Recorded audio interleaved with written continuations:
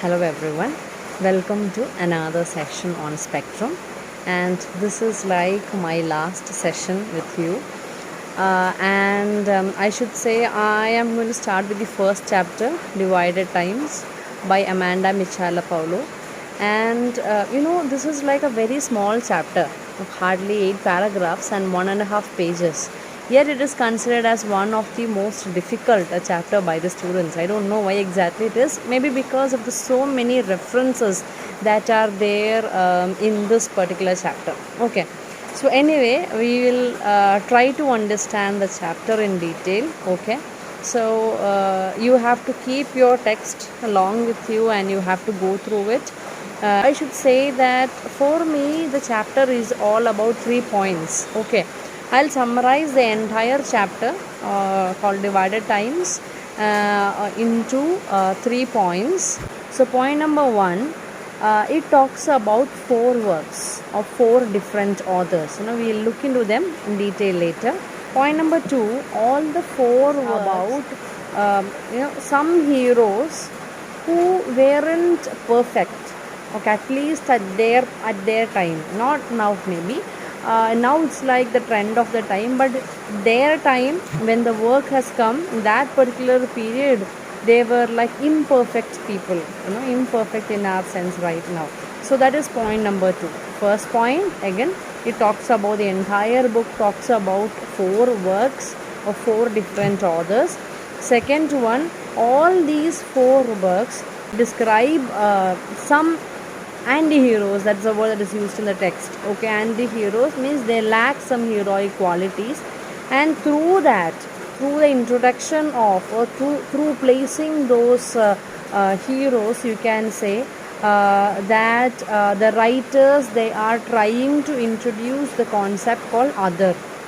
Okay, and point number 3 that you have to keep in your mind is that Amanda Michala Paulo, she is trying to connect the othering in literature with, media. Or she is in fact trying to tell us literature is in fact finding out or trying to find out a space for the others which is lacking in media, and she places the refugee crisis along with that. There is where it is in that particular point, she is trying to place media.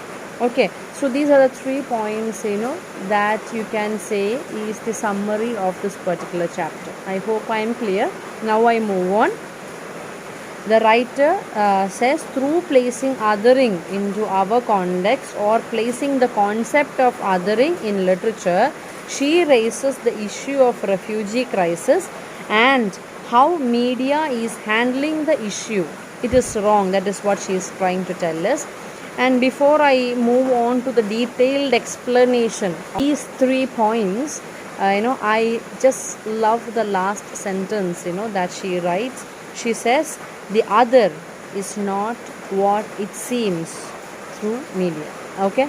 Yes, now we'll move on to the explanation of these 3 points to which I have summarized the entire chapter. Yes, we will start with point number 1. Point number 1 was, I've told you, the chapter discusses about 4 works, okay, and of 4 different authors. Now, which are these 4 works? We'll look into that.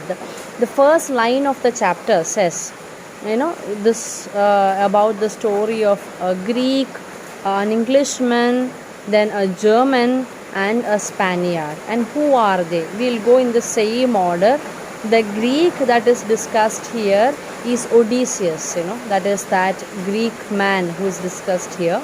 The English man who is discussed here in this chapter is Hamlet. The German man who is discussed in this chapter is Werther, Werther,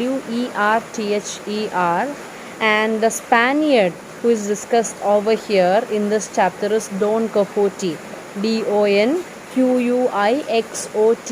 Don Quixote. Okay, so these are the 4 different people, or you can say the 4 different heroes that are discussed in this particular chapter by the writer. And through these 4 heroes, she is trying to deliver a very important concept. Before we get into the details, other details of the chapter, we will quickly look into the authors of these characters. Odysseus is a character of Odyssey by the work by Homer. Okay, and he is a very famous Greek writer who is presumed to be the author of Iliad and Odyssey. Okay, and Odysseus is a character in the famous Greek epic called Odyssey. Okay, now point number 2, or the second character, is Hamlet. Hamlet is a character in the work Hamlet, of course. That's a very famous English drama written by William Shakespeare. So he is he is the major character or the hero of that play titled Hamlet. The third character is Werther. Okay, Werther is in fact the hero of a German work titled The Sorrows of Young Werther by Johann Wolfgang von Goethe. You need not remember his name. You just have to remember Goethe or Gede. He is pronounced in both ways. So Goethe, that's the spelling. So yes, The Sorrows of a Young Werther, it's a famous work by Goethe. And then the last character, Don Quixote, is a very famous work. Yes, the title of the work is also the same, and it is by Miguel de Cervantes. Okay, just remember Cervantes. So these are the 4 characters, 4 works you can say, and the 4 authors: Homer, William Shakespeare, then we have Goethe, and we have Cervantes. These are the 4 writers. Now, what exactly these 4 people are trying to tell us? I don't want it to be a lengthy video, so we'll continue in the next video.